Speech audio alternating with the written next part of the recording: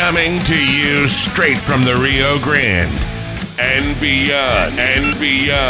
Broadcasting to the four corners of the globe. So grab your seat, your coffee, or your sundowner. Okay, everybody, here we go. On point, as always. This is Gloves Off. Gloves Off.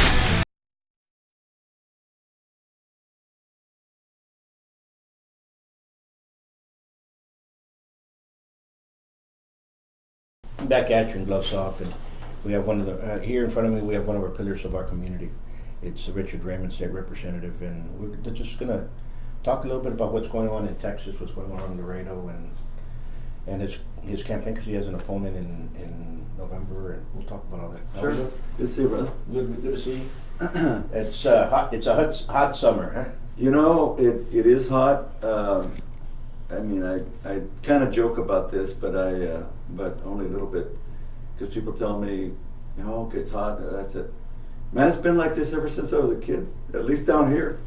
I mean, it's always been hot, man. Absolutely. You know, so I think we've had global warming in South Texas for a long time. Absolutely. I'm not saying, hey, I understand. We've got to look at that seriously. I get that.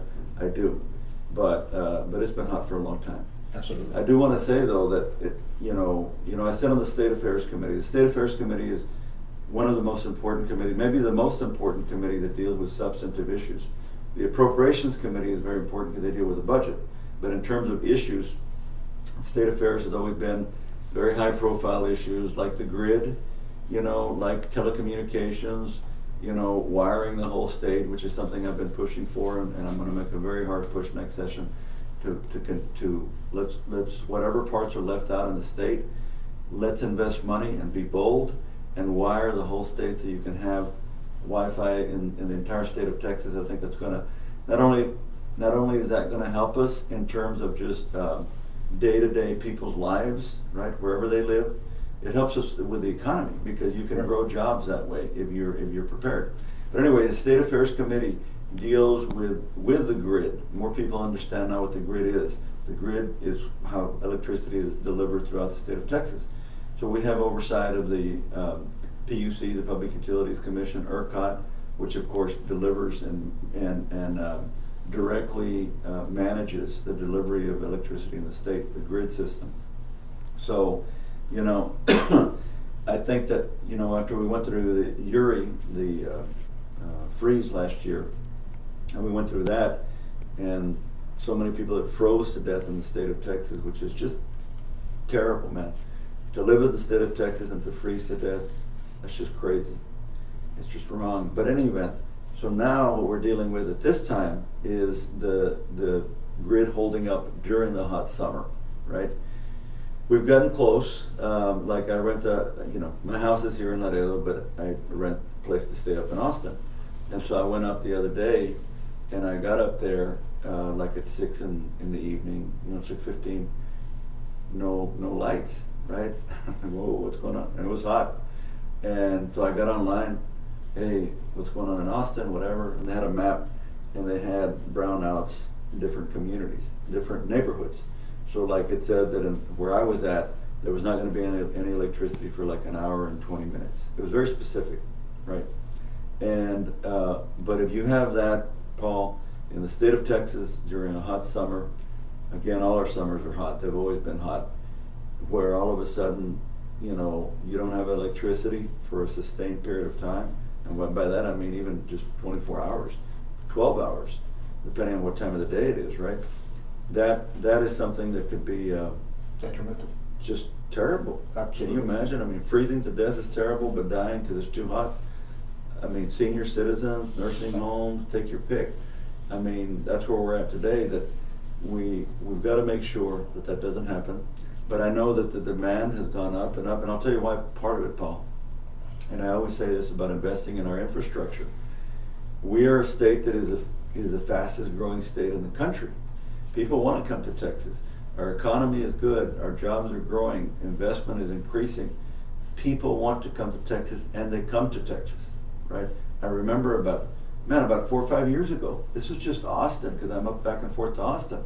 They did a story in Austin 4 or 5 years ago that they were they could estimate, based on the number of hookups for new water connection, electricity and so forth, that you had about 110 people a day moving into Austin.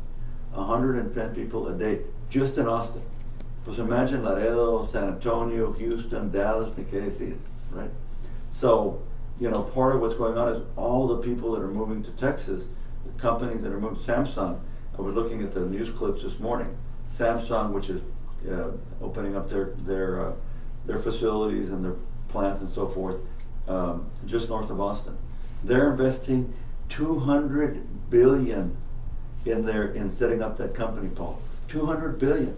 Well, with that is going to come a large demand for electricity. Absolutely. You see what I'm saying?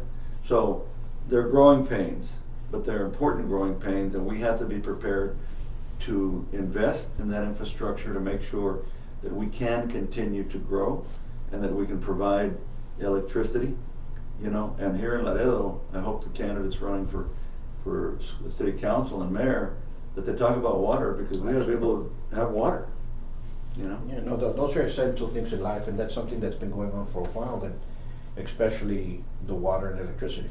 Yeah. Just imagine how many people are hooked up with some life-saving machine at home that all of a sudden goes out.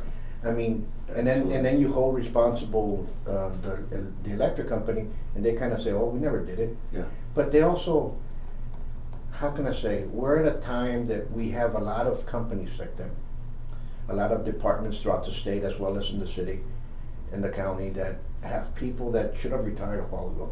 They're just there. Okay, they're no longer growing. They already grew. They can no longer grow, or you cannot teach them anything else. That's how far it is. That I hate to say this because people would say, yes, you can teach somebody a little bit more, Yeah. or whatever.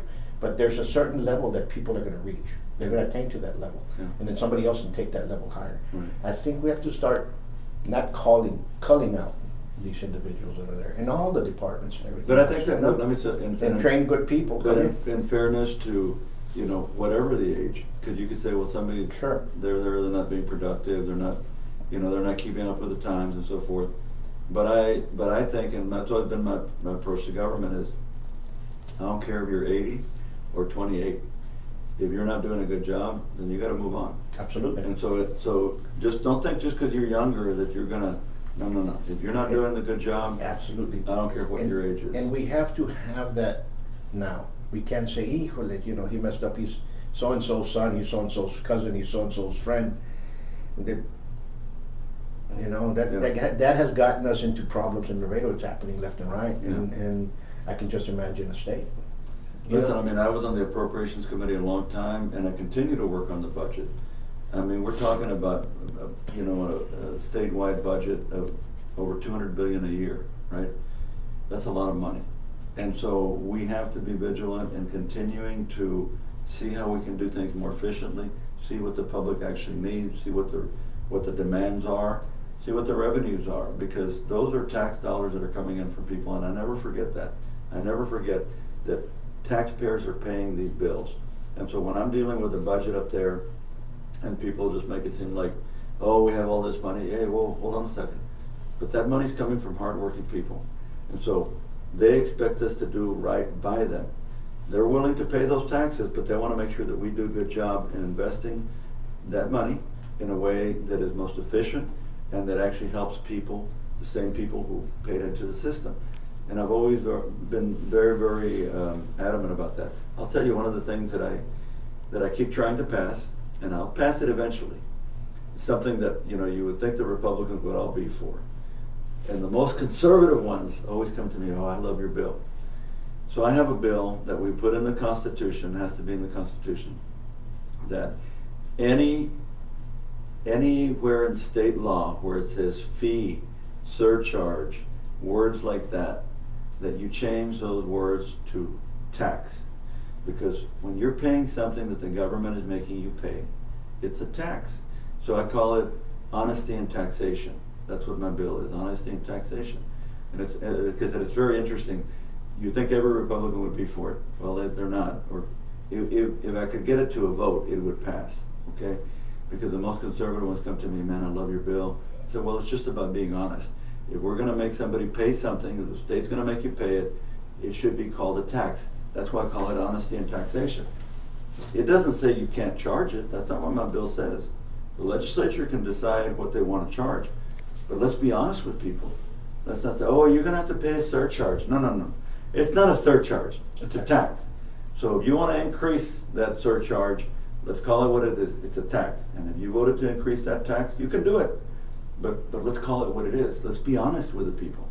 So it's something I've been pushing for a while, Paul, and I'm going to keep pushing it, and I'm going to get it sooner or later, because more and more people are going like, oh, yeah, you're right. You know, we should be honest with the public. If it's a tax, it's a tax. And if we want to raise it, raise it. If you don't want to raise it, don't raise it. But if you want to raise it, you better justify why you want to do it. Yeah. And, you know, you're right on that.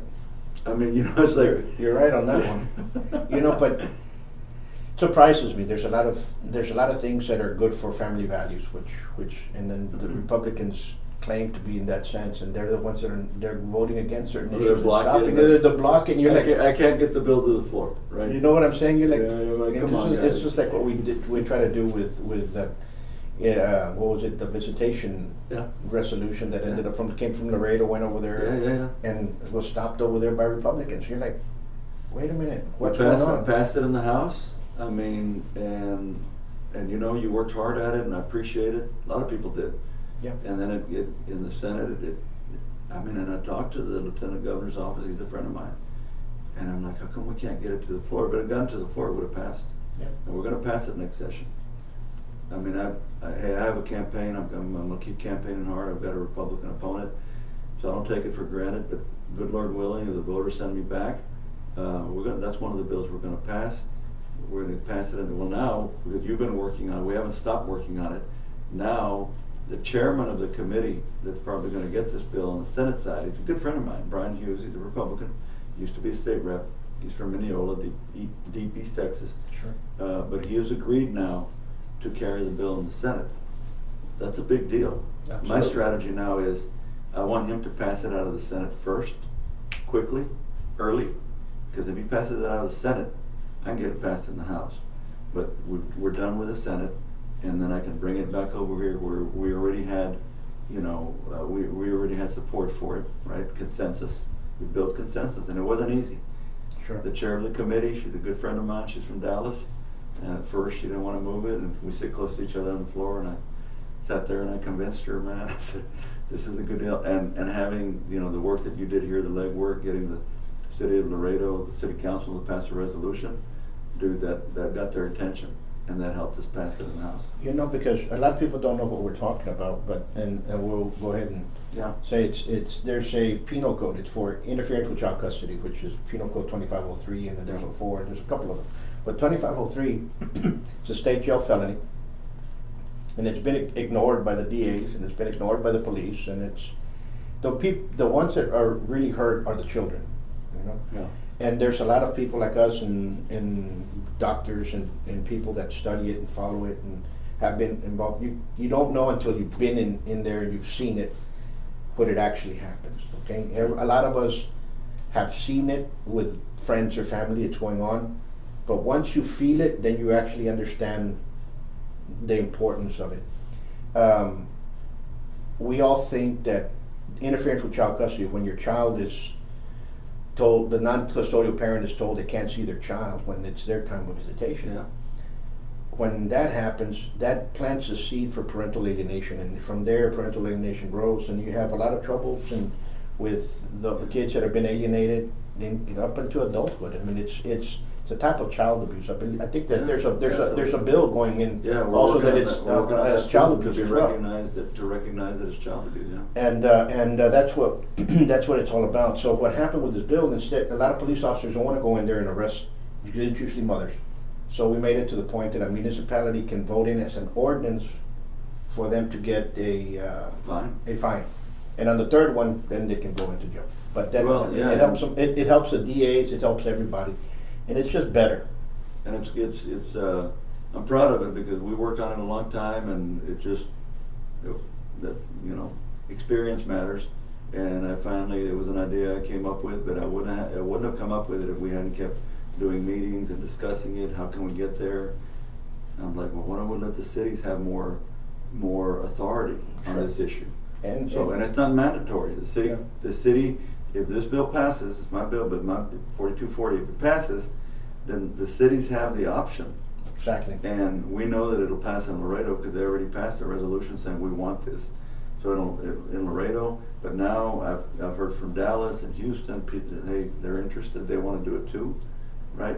So they passed the ordinance, and somebody is not, the custodial parent is not releasing the child to the other parent when it's their turn to visit. Police show up, police can look at it, they can figure this stuff out.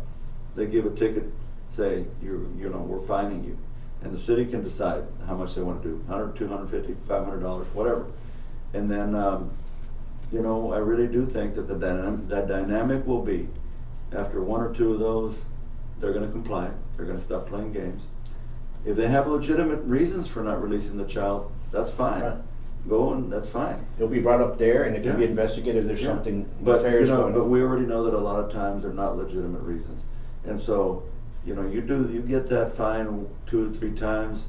I think the DA is going to take it up. I don't Absolutely. have any doubt about it. Absolutely. So that's something that there were many groups, the 2503 group, Yeah. and there's a lot of groups, we all got together because we've been dealing with this and people from other states as well, and doctors that have been involved with this. But it's something that will benefit our children and stop parental alienation. Yeah. Hopefully. Well, it'll deter it a little help bit. hopefully start moving it in the other direction, because what we know is this: the reality is, at least half the marriages in this country end up in divorce. Sure. A lot of them with children, and many of those, what happens is you do have parental alienation, to where one parent says the other parent is not a good person, and they start clouding that kid's ability to establish their own relationship with both parents, right? Separately, but with both parents.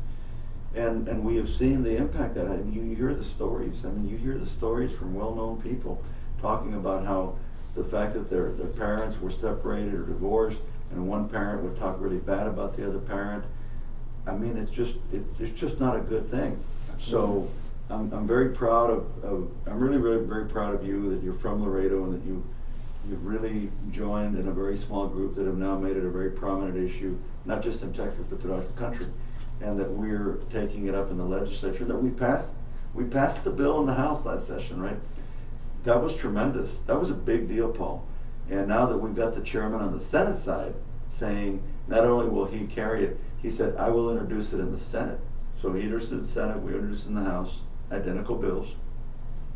But I know the process, so I'm going to tell him, I want you to pass it, man. You're the chairman, make it one of your early bills, pass it, get it over here quickly. That way we have it early. We got it early, we're good. We're going to pass it. Absolutely. It'll be benefit for everybody, Yeah. the children. Yeah. And you have an opponent. Yeah. That's a difference. That's just Yeah. the way things is. Yeah. Early vote is when? I haven't even checked. I don't know. I mean, the election is November the 1st, right? And so early vote, my guess is early vote is probably going to be October the 20th or something like that. I've got to check, because I haven't seen when early vote starts, but it's usually 2 weeks before the election, right? So it's going to be 18th, 20th, something like that. Absolutely. But it'll. I've got to check it. I mean, I know we're in July, but people will start asking. When early vote.